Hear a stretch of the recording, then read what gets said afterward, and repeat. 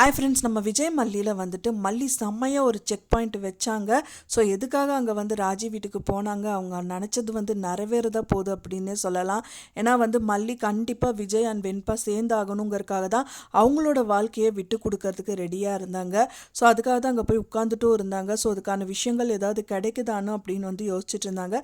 So என்ன தான் மயக்க நிலையில் இருந்தாலும் கதிரேஷன் வந்தது பார்த்துட்டாங்க. பார்த்தது மட்டும் இல்லாமல் அங்கே இருக்கிற ஒரு பெரிய ட்விஸ்ட்டே என்னென்னா, ராஜி வந்து அவங்கள துரத்தி விட்ற மாதிரி, அவங்க வேண்டாதவங்க மாதிரி விரட்டி விட்ற மாதிரி காமிச்சிட்றாங்க.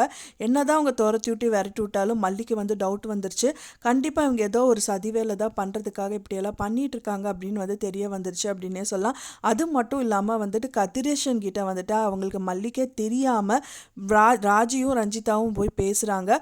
ஸோ அது எப்படியோ அவங்க கண்டுபிடிச்சிட்டாங்க அப்படின்னே சொல்லலாம். ஏன்னா வந்து பார்த்திங்கன்னா அவங்க வந்து வீட்டுக்கு வராங்க 2 பேரும்.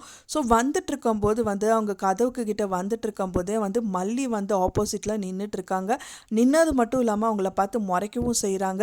கண்டிப்பாக அவங்க அது விஷயங்கள் ஏதாவது பார்த்துருப்பாங்க அப்படின்னே சொல்லலாம். ஏன்னா அவங்க ராஜி அண்ட் ரஞ்சிதா வந்து இப்போ வந்து ப்ரோமோவில் வந்துட்டு அவங்க 2 பேரும் வந்து கதிரேசன் கிட்ட பேசுகிற மாதிரி காமிக்கிறாங்க.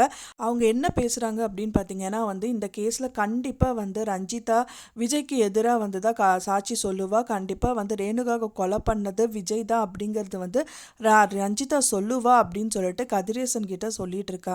கண்டிப்பாக அதை வந்து மல்லி பார்த்துருப்பாங்க அப்படின்னு தான் எதிர்பார்க்கப்படுது.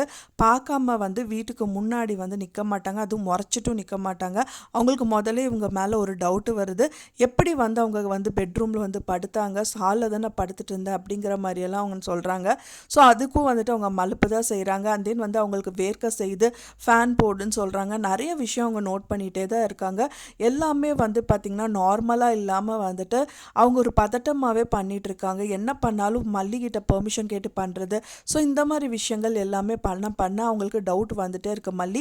அது மட்டும் இல்லாமல் வந்து கதிரேசன் கிட்ட பேசுகிறதே அவங்க பார்த்துட்டாங்க அப்படின்னு தான் எதிர்பார்க்கப்படுது.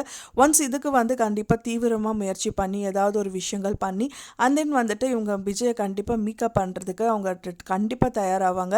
எப்படி வந்து கதிரேசன் வந்து ராஜிகிட்ட மிரட்டினாரோ, நீ அவங்களுக்கு இந்த எதிராக சாட்சி சொன்னல அப்படின்னா வந்துட்டு செம்மையாக வாங்கி கட்டுவேன், நான் உன்னை கொலையே பண்ணிடுவேங்கிற மாதிரி மிரட்டிட்டு போனார் கதிரேசன்.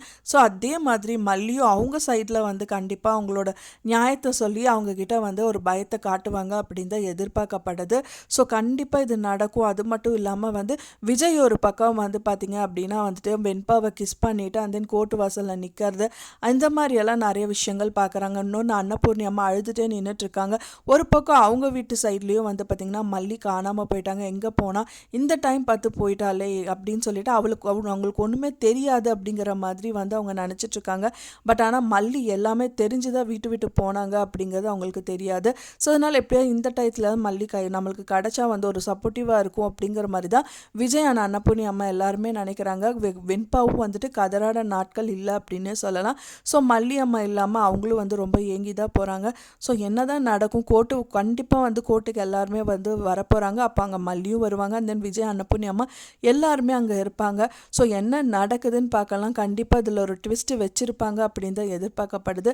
ஸோ என்னவா இருக்கும் அப்படின்னு நீங்கள் நினைக்கிறீங்க அப்படின்னு சொல்லிட்டு எனக்கு மறக்காமல் கமெண்டில் ஷேர் பண்ணுங்கள்.